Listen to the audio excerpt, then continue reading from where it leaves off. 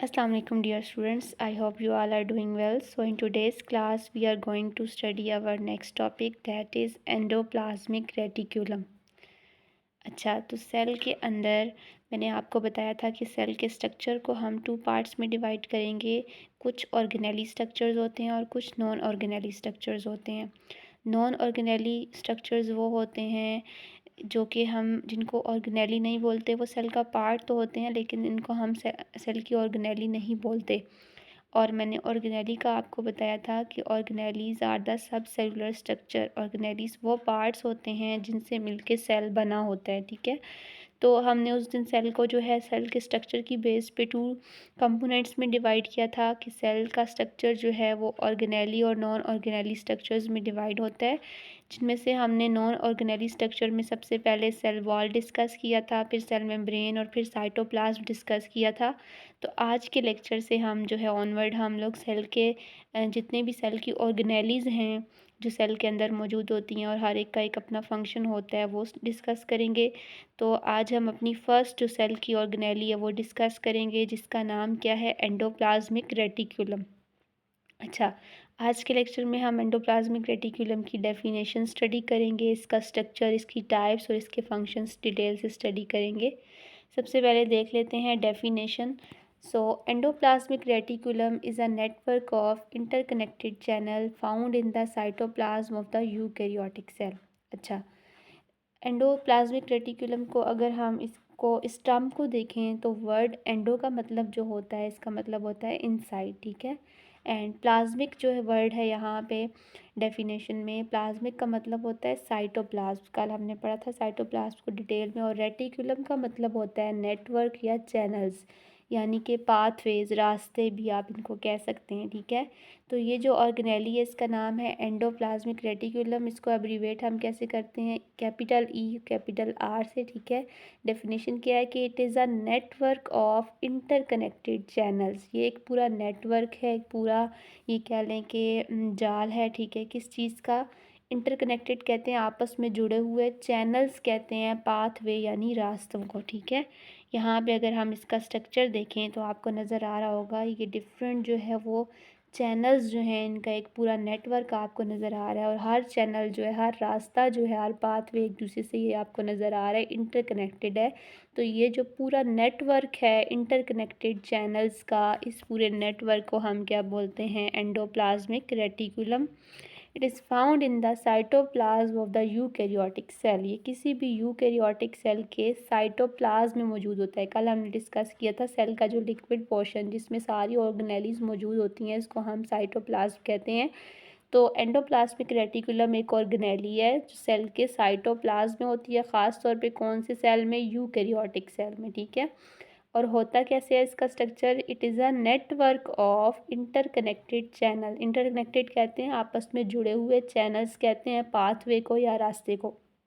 तो ये पूरा एक नेटवर्क है इंटरकनेक्टेड चैनल्स का। अच्छा, सेल के अंदर इसकी लोकेशन कहाँ पे होगी, अगर हम डायग्राम देखें तो आपको ये नज़र आ रहा है, यहाँ पे न्यूक्लियस है, ठीक है। सेल के सेंटर में हमने पढ़ा था न्यूक्लियस होता है। एनिमल सेल की बात करें तो न्यूक्लियर के बाहर एक मेम्ब्रेन होती है जिसको हम न्यूक्लियर मेम्ब्रेन कहते हैं, ठीक है। न्यूक्लियर मेम्ब्रेन से लेके यहाँ पे सेल की जो मेम्ब्रेन है वो होती है। तो ये न्यूक्लियर मेम्ब्रेन से लेके सेल मेम्ब्रेन के बीच में पूरा जो है ये मौजूद होता है, ठीक है। लोकेशन कहाँ पे इसकी, it extends from nuclear membrane to cell membrane. मतलब ये फैला हुआ होता है न्यूक्लियर मेम्ब्रेन से लेके सेल की मेम्ब्रेन तक, दरमियान में ये पूरा नेटवर्क जो है वो फैला होता है। अच्छा, स्ट्रक्चर देख लें हम इसका, तो it is made of flattened sacs called cisternae, ठीक है। सैक्स कहते हैं थैलियों को। आपको यहाँ पे नज़र आ रहा है कि ये एक सैक लाइक स्ट्रक्चर है, थैलीनुमा स्ट्रक्चर है, ठीक है। इन सैक्स को अगर हम एक सैक की बात करें, एक हम इस चैनल की बात करें तो इसको हम कहते हैं सिस्टर्नी।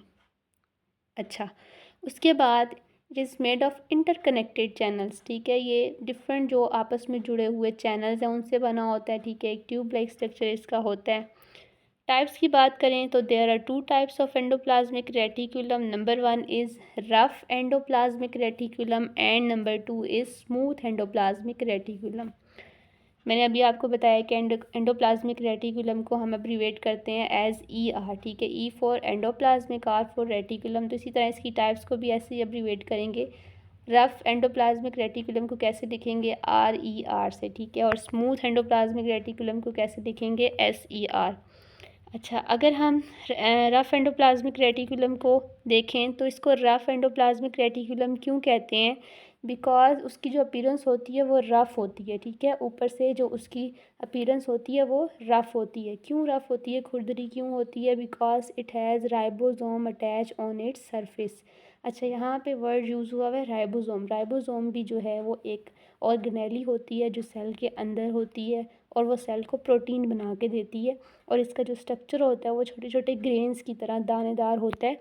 यहाँ पे अगर हम रफ़ ER देखें तो आपको ये नज़र आ रहा है। यहाँ पे जो फर्स्ट टाइप है एंडोप्लाज्मिक रेटिकुलम की वो क्या है? रफ़ ER, ठीक है। रफ़ ER के ऊपर आपको ये छोटे छोटे से ग्रेन लाइक स्ट्रक्चर, दानेदार नुमा स्ट्रक्चर नज़र आ रहा है, जो हम जिसको कहते हैं राइबोसोम। राइबोसोम एक ऑर्गेनेली होती है जो सेल का पार्ट होती है और सेल को प्रोटीन बना के देती है। तो रफ़ एंडोप्लाज्मिक रेटिकुलम जो होता है उसकी जो अपीयरेंस होती है वो रफ़ होती है, वो ऊपर से रफ़ होता है। और क्यों होता है? क्योंकि उसके ऊपर राइबोसोम्स प्रेजेंट होते हैं। अच्छा, यहाँ भी आपको नज़र आ रहा है कि rough endoplasmic reticulum has ribosome attach on its surface. मैंने अभी आपको बताया राइबोसोम भी सेल की एक ऑर्गेनेली है जो सेल को प्रोटीन बना के देती हैं। और रफ़ एंडोप्लाज्मिक रेटिकुलम को हम रफ़ क्यों कहते हैं? क्योंकि उसकी अपीयरेंस रफ़ होती है, ठीक है, खुरदरे से होते हैं ऊपर। क्योंकि उसके ऊपर क्या प्रेजेंट होते हैं? राइबोसोम्स। और राइबोसोम्स का फंक्शन क्या होता है कि वो सेल को प्रोटीन बना के देते हैं। तो यहाँ पे रफ़ एंडोप्लाज्मिक रेटिकुलम का आपको क्या फंक्शन नज़र आ रहा है कि it helps in protein synthesis. Protein synthesis मतलब ये प्रोटीन बनाने में हेल्प करते हैं। सेकेंड टाइप जो एंडोप्लाज्मिक रेटिकुलम की है उसका नाम है स्मूथ एंडोप्लाज्मिक रेटिकुलम, जिसको हम एब्रीवेट करते हैं एज SER। S मतलब smooth, E for endoplasmic, R for reticulum. अच्छा, इसकी जो अपीयरेंस होती है वो रफ़ नहीं होती बल्कि वो स्मूथ होती है, ऊपर से हमवार होती है। क्यों? क्योंकि उसके ऊपर राइबोसोम अटैच नहीं होते, ठीक है, इसलिए इसकी जो अपीयरेंस है वो कैसी होती है? स्मूथ होती है। इसीलिए हम इसको क्या कहते हैं? Smooth endoplasmic reticulum. यहाँ पे अगर हम इसका स्ट्रक्चर भी देखें तो आपको नज़र आ रहा है, ये जो फर्स्ट टाइप है रफ एंडोप्लाज्मिक रेटिकुलम की वो ये है, इसके ऊपर राइबोसोम मौजूद हैं इसलिए इसकी अपीयरेंस रफ़ है। और जो सेकंड टाइप है ER की उसको हम स्मूथ एंडोप्लाज्मिक रेटिकुलम कहते हैं। आपके इसके ऊपर यहाँ पे कोई राइबोसोम नज़र नहीं आ रहे, तो इसलिए इसकी जो अपीयरेंस है उसको हाँ स्मूथ होती है वो। अब फंक्शन देख लेते हैं। स्मूथ ER का क्या फंक्शन होता है? It makes lipids, fats and steroids. ये लिपिड्स बनाता है, यानी फैट्स और स्टीरॉइड्स भी जो है वो लिपिड्स की एक टाइप्स होती हैं। तो ये हम सेल को लिपिड यानी कि फ़ैट और स्टीरॉइड बनाने में हेल्प करता है। इसके अलावा जो सेकंड फंक्शन है इसका वो ये है कि डिटॉक्सिफाइज हार्मफुल सब्सटेंसेस। सेल के अंदर अगर कोई टॉक्सिक मटेरियल आ गया, कोई जहरीला जो है वो कोई मटेरियल आ गया है, तो ये उसको डिटॉक्सिफाई करता है। डिटॉक्सिफाई मतलब उसका जो जहरीलापन है उसको कम करता है। कोई भी हार्मफुल सब्सटेंस जो सेल के अंदर आ रहा है जो कि सेल के लिए टॉक्सिक है, और ये उसको डिटॉक्सिफाई यानी उसके जहरीलेपन को कम करता है। थर्ड जो फंक्शन है इसका, it helps in muscle contraction. ये मसल्स जो होते हैं उनकी मूवमेंट में भी हेल्प करता है। तो ये 3 फंक्शन थे स्मूथ ER के। अगर हम जनरल फंक्शंस की बात करें, फंक्शंस ऑफ एंडोप्लाज्मिक रेटिकुलम, तो कौन कौन से फंक्शन है सेल के अंदर? नंबर 1 जो फंक्शन है वो है ट्रांसपोर्ट सिस्टम। तो एंडोप्लाज्मिक रेटिकुलम सेल की वो ऑर्गेनेली है जो कि सेल के अंदर मेकिंग और ट्रांसपोर्ट सिस्टम का काम करती है। मटीरियल्स को सेल के अंदर एक जगह से दूसरी जगह मूव करने में हेल्प करती है, क्योंकि आपको पता है कि ये नेटवर्क है इंटरकनेक्टेड चैनल्स का, कि डिफरेंट चैनल रास्तों से बनी होती है, और इससे मटीरियल्स जो है वो इजीली सेल के अंदर एक जगह से दूसरी जगह मूव कर सकते हैं। नंबर 2 जो इसका फंक्शन है वो है मैकेनिकल ट्रांसपोर्ट। एंडोप्लाज्मिक रेटिकुलम जो है वो सेल को स्ट्रक्चर प्रोवाइड करता है और सेल को सपोर्ट देता है। मतलब सेल का जो स्ट्रक्चर बनाना और सेल को जो सपोर्ट देना वो भी इसका फंक्शन है। Number 3 protein production. हमने पढ़ा था कि रफ एंडोप्लाज्मिक रेटिकुलम के ऊपर राइबोसोम्स होते हैं, और राइबोसोम्स का काम क्या होता है? ये सेल को प्रोटीन बना के देते हैं। तो एंडोप्लाज्मिक रेटिकुलम का एक ये भी फंक्शन है कि ये सेल को प्रोटीन की प्रोडक्शन में हेल्प करते हैं। नंबर 4 है लिपिड प्रोडक्शन। तो अभी हमने पढ़ा है कि जो स्मूथ ईआर है वो सेल को फैट्स और स्टीरॉइड्स बना के देता है। तो जहाँ यहाँ पे जो एंडोप्लाज्मिक रेटिकुलम है वो सेल के अंदर लिपिड प्रोडक्शन में भी हेल्प करते हैं। और नंबर 5 फंक्शन क्या पढ़ा है हमने, डिटॉक्सिफिकेशन स्पेशली जो लिवर सेल है उसके अंदर अगर कोई हार्मफुल केमिकल चला गया है तो उसको डिटॉक्सीफाई करते हैं, उसको रिमूव करते हैं, या उसको डिटॉक्सीफाई मतलब उसकी जो जहरीलेपन है उसको ख़त्म करते हैं। तो ये सारे फंक्शन थे एंडोप्लाज्मिक रेटिकुलम के। तो आज का लेक्चर जो है वो एंड होता है। थैंक यू, मिलते हैं नेक्स्ट लेक्चर में। आपको यहाँ पे डायग्राम एक बार दिखा देती हूँ।